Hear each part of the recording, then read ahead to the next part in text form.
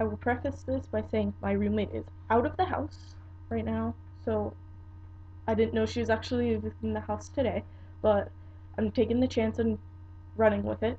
I may only get one video done, but if it ends abruptly, you'll know why. PTSD misunderstandings. It's something that happens a lot during the holiday season, and I kind of made a list of all the ones I could think of, all the ones I came across on the internet. Number one, that it exists. Okay, if you have a problem with someone thinking that it exists, grab a computer and Google PTSD studies, MEG. It is a test that they have shown that they have markers in the brain for how you process information, and those markers are actually 90% correct in people who have PTSD, and they've actually raised that number up since then, but I can't find the new study again. I think they might have taken it offline, or it was a temporary thing when I had a JAMA subscription or something online. Look that up. You could show it to them, whatever. First of all, it'll probably confuse the hell out of them, because most people who don't believe in PTSD are not doctors, and they're not nursing assistants, nursing techs, whatever. So it's probably going to confuse the hell out of them. Just act like you know what you're talking about. Like, read up on it beforehand if you know you're going to run into this, but read up on it. Like, seriously. Act like you know what you're talking about. And just don't let them interrupt you. Those are the two best things you can do. And, like, most of the time, they'll leave you alone about whether or not PTSD exists, or they'll be convinced that it does exist. Okay. Number 2. Most people don't believe that something truly traumatic happened to you, and that it changed the person you were becoming. Okay, when I say change the person you were becoming, what I mean by that is you were on a path to do something. I know someone who was on a path to become, she wanted to go into journalism, and then she decided she didn't want to go into that because the media ends up corrupting sexual assault and all that, and she didn't want any part in it, so she changed her career to nursing, and she's doing that now. I think she's still in school. I don't know. She moved to a different state. Haven't talked to her in a couple of months, but it stops where you are in the world, and it gives you a different perspective. So, like most of the time, people will change who they were on the path to becoming. What is this number? Number 3. Even though you're sick, you can never be normal again. People need to understand that. It changes who you are. Like I said in the last one, changes the path to who you're becoming. You may be sick, but you can get better. It's kind of like cancer. It can go away for a while with treatment, and something can trigger it 10 years down the road, 20 years down the road, and it can come back. But you can deal with it then, and you can still end up living a normal life. I think this is number 4. When people are surprised or annoyed because I panic at such normal things. Hate this one. Just explain to them, this is why, because it reminds me of this. I know some people don't want to say that, and not everyone knows about their trauma or whatever. I know a lot of guys in war will be like, hey, I was in war, it sounded like a gunshot. Sorry.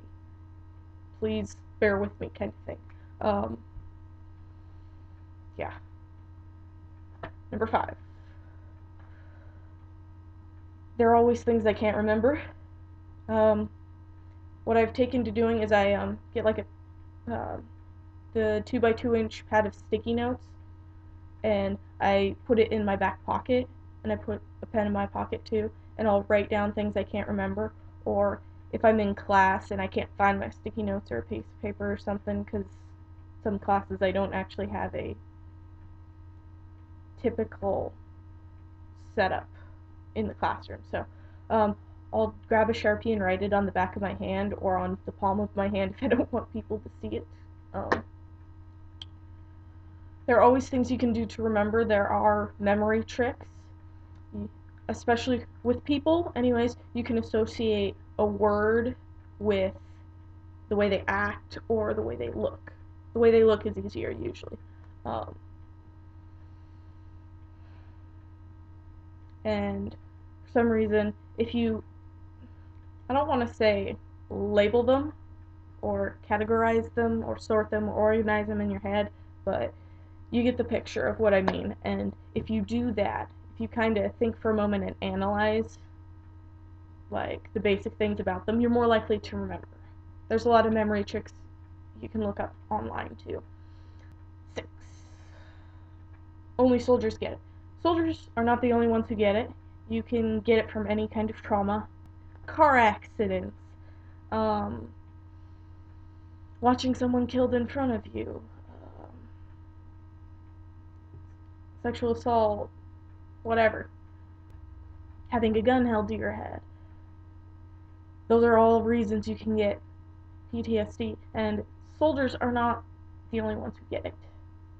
So, I know that's pretty much all the literature that is out there. A lot of it is on soldiers, unfortunately, because that's the government's problem.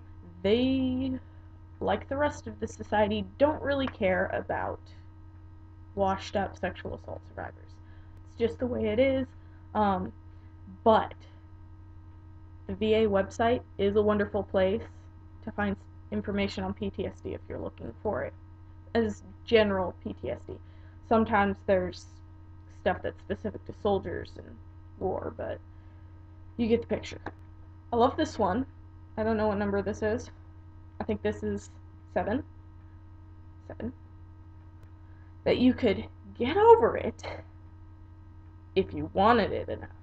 Really hate that one. You can set people straight. You can go back to number 1, state that it actually exists, state that it is actually a mental illness and it changes the chemical balance in your brain, because it does, and it actually changed the well, it has to do with neuroplasticity and the way the channels in the brain change, because you analyze things and think a little more logically,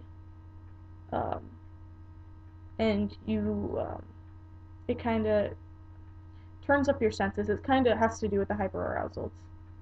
I'm not explaining it. It'd take me 10 minutes to explain that alone, but you can look on the internet for that web or that study I told you about the markers in the brain for PTSD and the MEG study. Well, it's an MEG machine. It's a cross between an MRI and a CT, if that makes any sense to anyone out there who doesn't know what an MEG machine is. Yeah, so just call people out on stuff. It's the first best thing you can do to stop misunderstandings. I think my roommate is home. I'm not going to summarize anymore, but I hope this helps you guys deal with PTSD misunderstandings. Good luck.